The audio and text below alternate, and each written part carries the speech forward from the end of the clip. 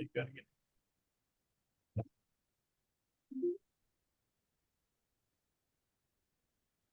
Good afternoon, everyone. Thanks for joining us for the last week in mortgage today. We're going to give it about 30 seconds or so and let some more people get filtered in here, and then we will get started.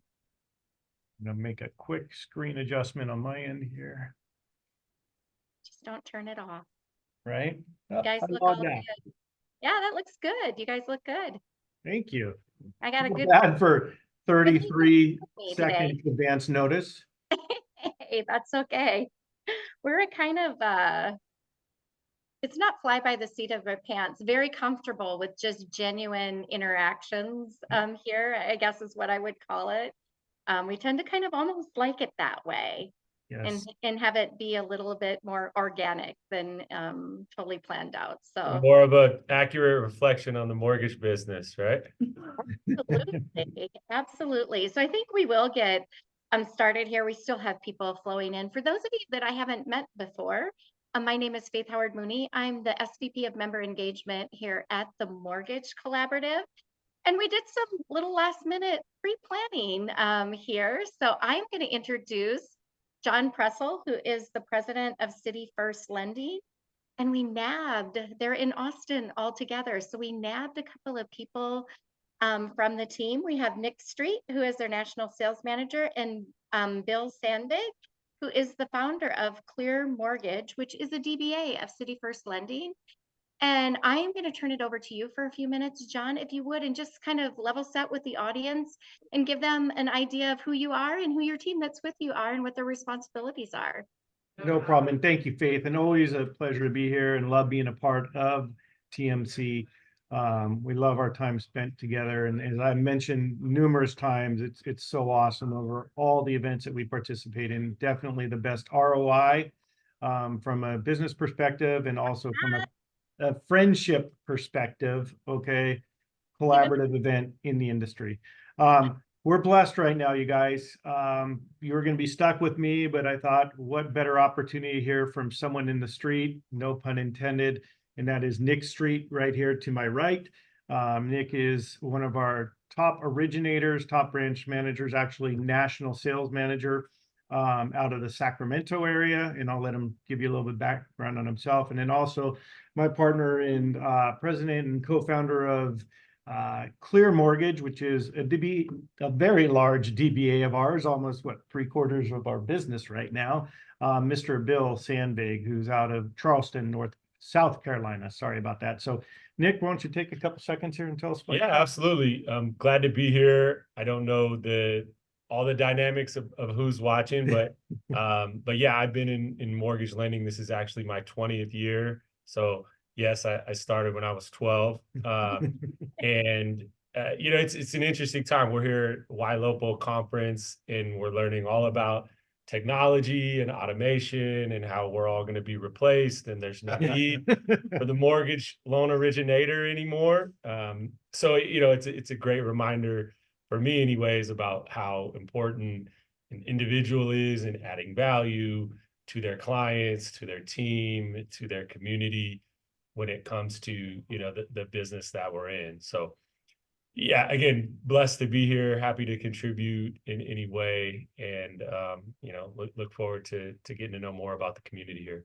Yeah, Faith, great to meet you. Bill Sandvig, and I made a promise and a commitment to be at the October event for the Mortgage Collaborative, so we'll get a chance to shake hands then. Awesome. So I'm excited about that. And September, though. September. He knows it's in Colorado, though. Thank you. Yeah. September, I'll be there. I'm your traditional nuclear engineer turned banker track. So I've been in the business for about 15 years now, and 13 to 14 years.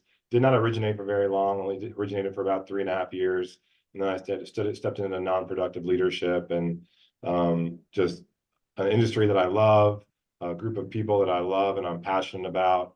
I've always just found a lot of joy in business development. I joked that I don't like buyers. I love realtors. I love realtors and builders and business owners and people that are thinking and creating. And so I didn't stay long in production, and I love to work alongside like leaders like this, and I'm looking forward to expanding that network through you guys. So And thanks for having us. if- And it's a pleasure to meet you. If I could say one thing, because it comes up often, they say, you could see I'm wearing the flags today, clear. Sometimes I'm in the city first. We're all one company, okay? Clear is actually, Bill, why don't you give a 30-second pitch to what Clear is and how it's just really taken over right now?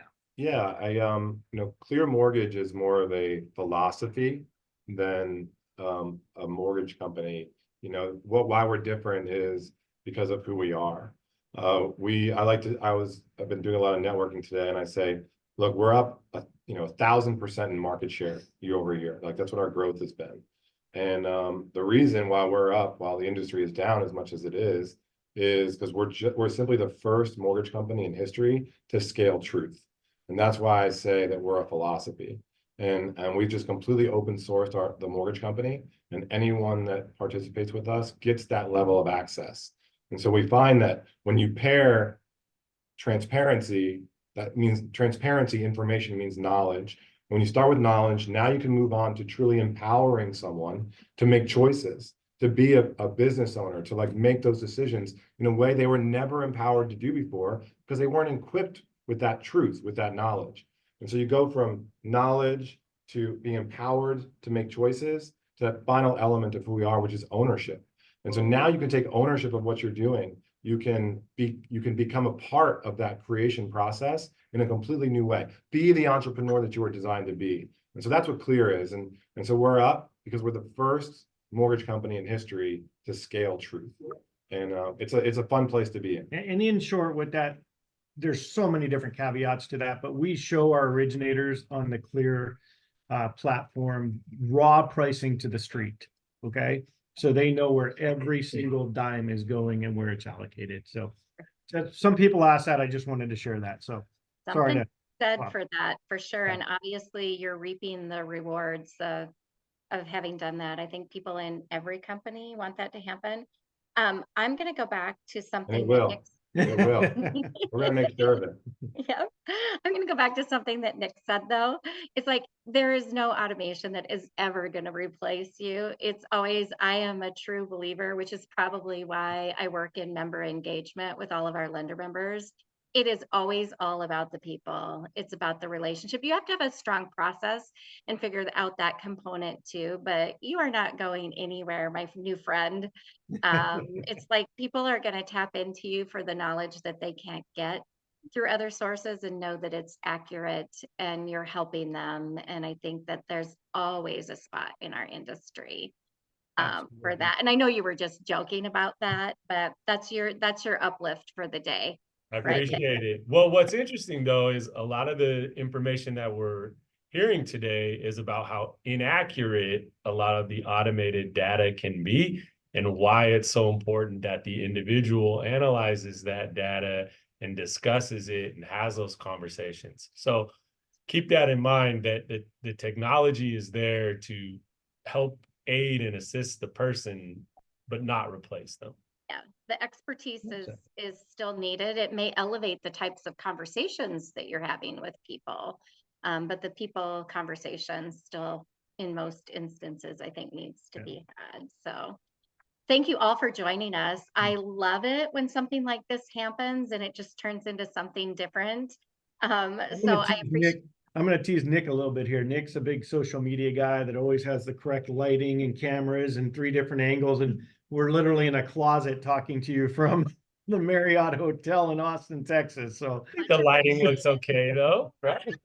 Too bad. You just help yourself. You would never know. Nobody would Yeah. have known that. Someone told me here that I needed a hat on to keep the glare off. So we'll go with that. We are all good, gentlemen. Let's start by talking about something that I found in the news this week that was young Americans' wealth grew by nearly 50% over the last 4 years. And it's not necessarily just from buying homes. And I don't, the numbers were, I know that, Bill, we had exchanged a brief conversation about this. That's Are surprising. they real? Because the numbers are kind of that were published in this article are kind of surprising. You know, millennials have always been kind of known as the generation that's broke, the broke generation.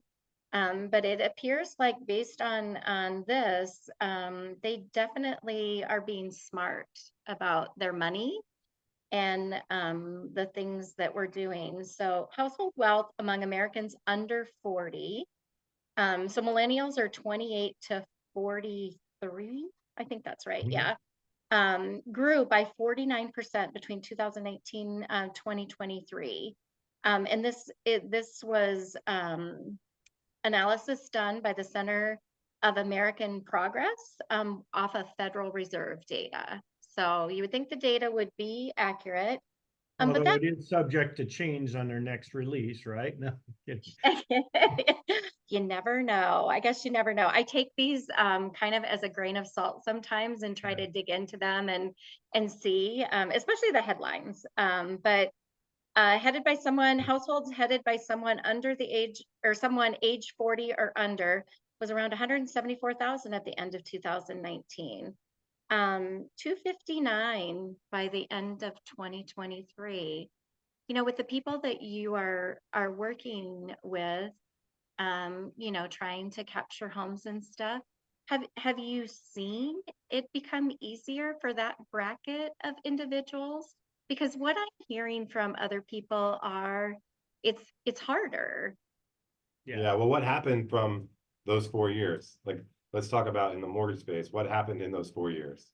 So Right. you framed a pretty interesting time in our mortgage history right there in those 4 years, right? So when you have the affordability conversation versus a wealth conversation. Yep. And while I was shocked to even see a 40% lift in a wealth conversation, it's not overcoming the other side of the coin of what happened in our market or in the country as far as rates go, right? Well, not only rates, but what happened in people's lives, what happened to food costs and what happened to housing costs and what happened to taxes and what happened to insurance. And so while you may have that 40% plus percent increase in wealth, what happened to the expenditure side as well? That's kind of what came to mind for me. It's like, well, is it because they have to have that? Because in order to live, you know, you need I, that extra 40%? I would just love your opinion on that. I'm going to speak from my opinion, which I have 4 millennial children. Okay.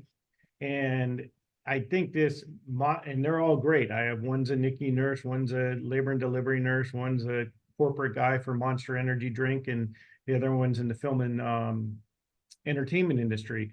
And it's not great out there for them. Okay. They do well. Okay.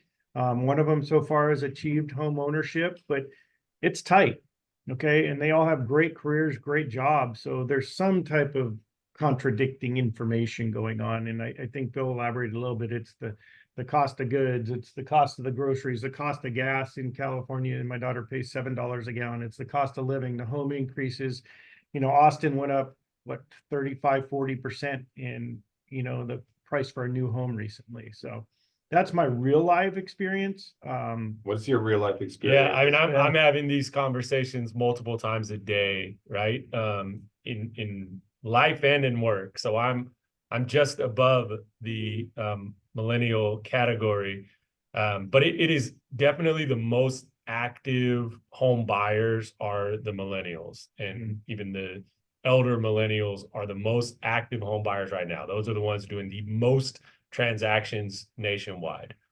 What you will find is, yes, income is up, and part of that is the natural progression. Like if cost of everything else goes up, income has to go up, or else we don't survive, right? So that's kind of a natural progression, and a lot of those people are coming into the career points in their career where they're just obviously making more money now. It's just kind of like your prime earning years are your mid 30s to mid 40s, etc. The most alarming thing on my side is the almost cost to keep up, and the increase in cost has really diminished savings. So those who are buying homes now predominantly are getting some help in terms of down payment. Otherwise, they're not able to satisfy that level of mortgage payment when they see, okay, the area that I want to live costs me $500,000, $600,000, $700,000, and I want to utilize the benefits of being a first-time home buyer, putting a smaller down payment amount down. And even if I tell them, hey, technically you do qualify for this payment, they look at it and think, oh my God, I cannot make that payment. Right. And House for. you got it. And again, I think that's really the biggest thing is if you would have told me 2 years ago, hey, rates are going to be up 2, 3, 4% over where they are right now in certain circumstances, I would have said, well, home prices are going to have to pull back and adjust because there's no way that we're going to keep up. Right. And what did this housing market tell us? It said, we do not care about your interest rates. Right. The resiliency of the housing market is astounding to me. I mean, I would have, and again, I'm involved in this every single day, and there's no way I would have told you we could sustain 7.5 interest rates and not have home price declines, not have, homes sitting on the market. And depending on what market you're in, most of them, it's still multiple offers. It's still bidding wars. It's still, really, really hard for a buyer. So it's like, hey, you have to buy a house right now. And not only do you have the worst level of affordability ever, but you also have one of the hardest inventory challenges. Good luck. Faith, I think probably a really good segue into the next topic. But before we hit that, this housing affordability stuff, I think that this data, there's some rose-colored glasses going on here. And I really do. And I read this one line, like non-housing debt, credit card balances, student loans drop by 5,000. Sounds so great, but the next line should be, we're at record highs in credit card debt in our country, right? So that and credit card defaults are and credit card defaults in our up. country, right? So like those same 4 years where not your consumer debt is improving. Well, what other things we have happening? The highest credit card balance in nation history, and we're literally forgiving student loans. So if you lump those two together, it's like, oh, our overall, we got $5,000 better. Well, we've forgiven student loans for nothing, and we have the highest debt in history, but let's blend those together and we've got an improvement, right? So I mean, I don't know. I feel like there's some rose-colored lenses going on here.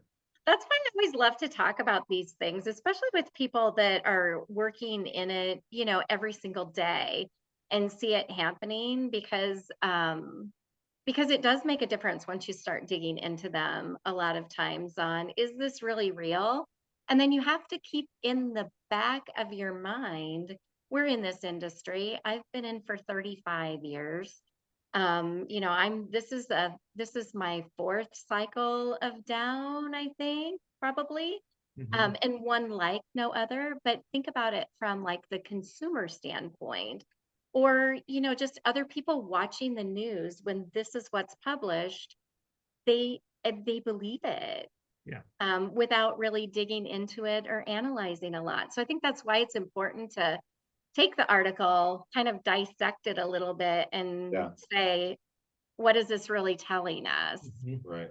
It's a good thing that all of these things are up, because if they weren't up, we would in depression. Exactly. Right? Yeah, exactly. Well, let's go and segue into the next thing that we were going to talk about, which is starter homes, affordable homes.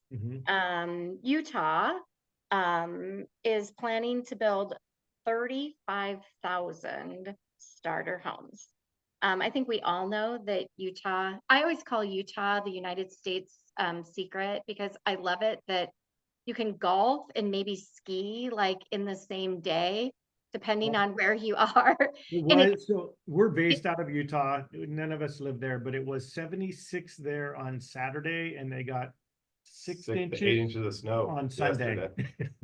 So exactly, and it's beautiful, and the parks and stuff that you can hike through there. If you've never been there before, I would encourage you to go. But I think that Utah has grown a lot because of that. It's like people, when they started to have the ability to live wherever they wanted, because maybe their job became remote, they're choosing places where they can do the lifestyle things that they want to Absolutely. do as well. And unfortunately, kind of what happened apparently in Utah is Utah has been falling behind in housing. Not just Utah. Yeah. Well, true. Yeah. This Yeah. article is talking about Utah. It's probably everywhere, right? It I is mean, I everywhere. know I'm in Minneapolis. It's the same thing. It's Mhm. like, and pretty much everybody that we talk to, has talked about that. But to give a basis, in 2021, the state had 37,000 housing starts. But in uh, early estimates for 2024 are 15,000. And in 2023, it was 19,000. So drop in half, or this year, more than half in housing starts, when all we're hearing is people want a house and can't find one. Mhm. So it's like they're doing some interesting things there, I think, with working with builders to try to give them, different financing, financing that's more affordable. The NAHB called them the shining star in 2024 for some of the things that they've done legislatively, but would kind of just love to hear like what you all have experienced in other places with affordable housing in other markets. Is this something that every market is literally looking at now, or is Utah kind of ahead of the curve and then we're going to start to see it other places? I think it's needed everywhere. Okay. Especially in the places that um they're kind of overdeveloped. I mean, Austin, Texas, for example, where I live for the most part, is just, before it was an hour and a half drive to San Antonio and an hour and 3 hours to Dallas, and now there's 10 different cities in between each. Okay. I'm very familiar with where Nick lives up in the Northern California area.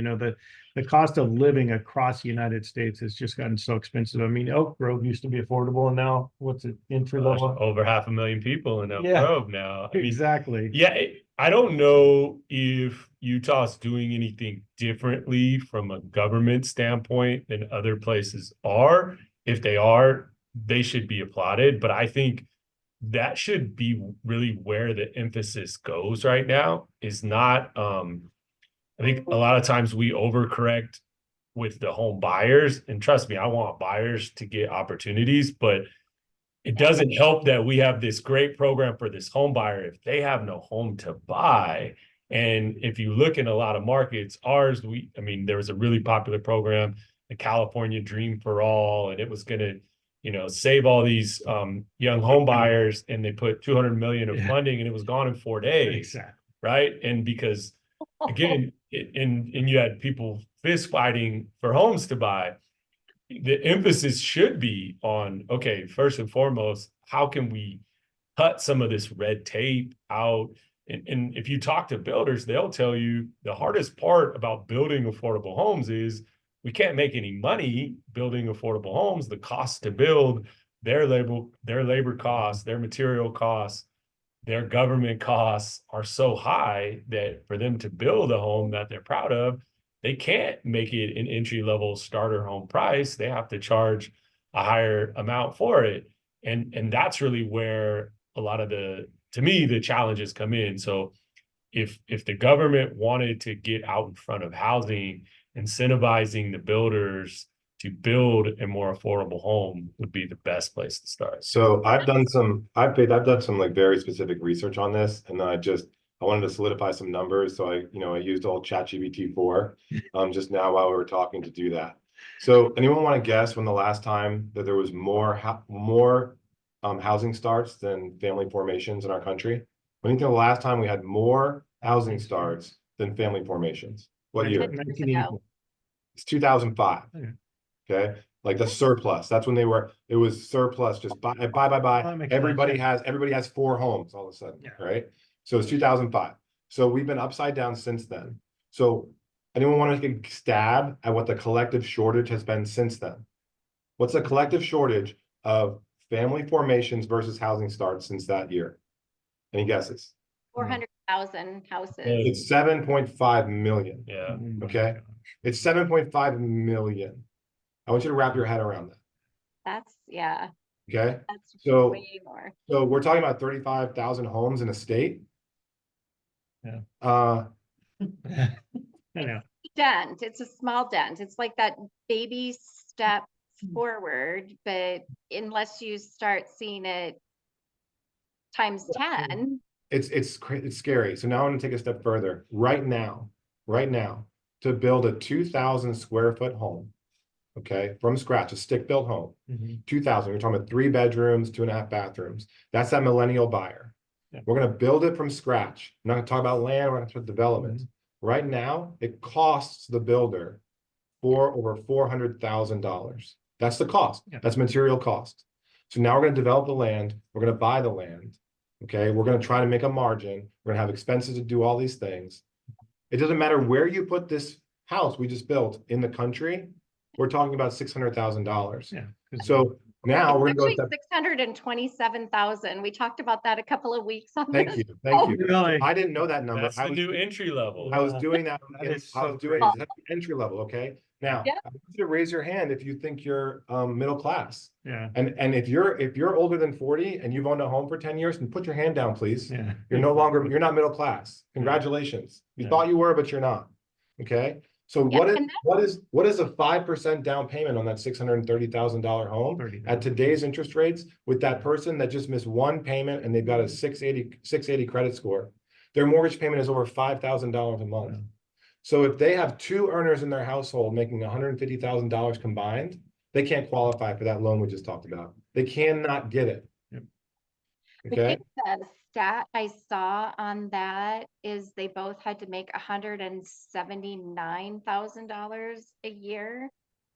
It was something around that range Yeah. in order to make it work. But that's exactly what Utah's trying to do here. So one of the things that they've done is they're looking at policies related to minimum, because in Utah, apparently there's a minimum square footage requirement. So they're looking at minimum square footage and can you build them smaller? And then ways to reduce the price of land, smaller lots, more density is probably what that means. But it's still the And then cost of goods. financing that's less expensive so that builders have more of an opportunity to make something because their financing is less expensive. So those are Leverage. Yeah. some of the things that they're doing there. It Can we probably imagine a would take all world? of those things, right? Can we imagine a world where the only way that a home builder is profitable is the same way that a farmer is profitable, which is only through government subsidy? A Yeah. farmer cannot be profitable in our country with massive subsidizations. And so this is where the housing market and the building market will probably go. It'll have to be massively subsidized. It's crazy to think about that, isn't it? Well, how are we going to have this massive housing crash when we're undersupplied by We can't. 7 million homes? That exactly. seems hard to do. Can't. We keep going around in this circle. know. It's like this vicious circle that we never seem to find a way to kind of break out of. Yeah. And I'm going to give a shout out to Bernard Nusuli, who guessed 4.8 million by doing some quick calculations there. He was the closest one in the chat or of any of us. And I trusted AI there in like 1 second. So so you might your number could be more accurate, but I know it's somewhere in that 5 to 7 million range. It is. Yeah. So so shout out to Bernard for always participating and trying to get down to the number. But yeah, I mean, it's like, what is the solution? It's like you see baby steps, like gosh, I think it was it in Pennsylvania or Michigan? I think it was in Michigan. Michigan has developed the largest 3D printer that they're doing some, house printing of houses. They've been doing. Who's going to do the mortgage on those? So I was just gonna say, so Nick took the words out of my mouth. They did the same thing in Austin and just couldn't find anyone to finance them. They're doing, Lennar is doing, I think it's Lennar, I'm pretty sure it's Lennar in Florida, has a project underway, and I don't know how they're doing them, but that would be interesting to find out. Like, Faith, on the I know we're kind of financing. up against it on time, and one of our topics today was fraud. I don't know if Yes, we let's have a start minute to get into it, but it's with something that you. I'm passionate about because I think it crushed us through 2007 to 2009. Sean's super passionate about fraud. He's always finding new ways. Yeah, You know, he's always Innovative. finding new ways, very innovative with his fraud. You're Yeah, gonna see your always name in be. the news for that reason. but it's coming back into the news again. Okay. Yes, for sure. It Mortgage is- fraud is up. Yeah. It says like over 30% year over year, Yeah. which is crazy. And there was a guy, he was like a top Scotsman guide Yes. producer Oh no. He who just had a went down. 5-year fraud run. He was like a top 10 national individual Yeah. producer. That's crazy to I me mean, to think that today you would still, that would still Pull it cross off your at mind. scale. But Out of desperation comes many things, and Yeah. fraud and Absolutely. scams have always been one of those. So yeah, Yeah, share well, I just like encourage all of us out there right now to just become a little bit more diligent about it than we have ever been before, because if we all help each other out in that arena, we all protect each other. Okay. And there you could go to just Google fake ADP paycheck stubs right now, and you could come up with them, and our underwriters have done it, right? Not to fund loans, obviously, but to cross-reference. learning Yeah. opportunity. Yeah. Exactly, just to see what the opportunities out there. There's opportunities out there for bank statements, for paycheck stubs, for anything. And I think we just need to be a little bit more aware of what's going on out there and take some preventive measures. Absolutely, absolutely. Always good feedback to get. I'm going to do a little plug for us on there because it kind of falls in vein with, some of the things that you find during fraud. We did 3 months ago start a compliance working group here at TMC. So for people that are revising policies and looking at things related to compliance that would impact the things that you're looking at, we would love to have you pop into our group. Can you believe Okay. it, guys? We're out of time already. It flies by, doesn't it? It Good. goes by so fast, especially when you're in really great company. It has been great meeting you, Bill and Nick. I hope we have many more of these conversations down the road. John, it's always a pleasure to have you involved in anything that we do. Colorado in September, if not before then. Yes. September 8th through 10th. That's a good reminder. Anybody that wants to join us, we think we're going to have a really good sized group of people there, all collaborating and doing some fun things within the network. So anybody who wants to join, we would absolutely love to have you. It has been delightful to have you Thank you, all on Faye. today. And Thank you. So thank you, appreciate it. Sarah and Amy and everyone for everything you do. Oh, of course, that is what we're here for. So if there's any way we can help you or anyone else on the call, know that we are always willing, and you all are welcome back anytime you want to come. Just let me know. So give that mic to good. Bill. He might have his own podcast here shortly. So Well, I'll hop on with you maybe then. And Nick we'll already has his. yeah, I know, Gotta exactly. reciprocate. we'll do it. We'll do it soon. Okay, Thank thank you. you. Have a great day. appreciate you. See you in Colorado. Yes, see ya.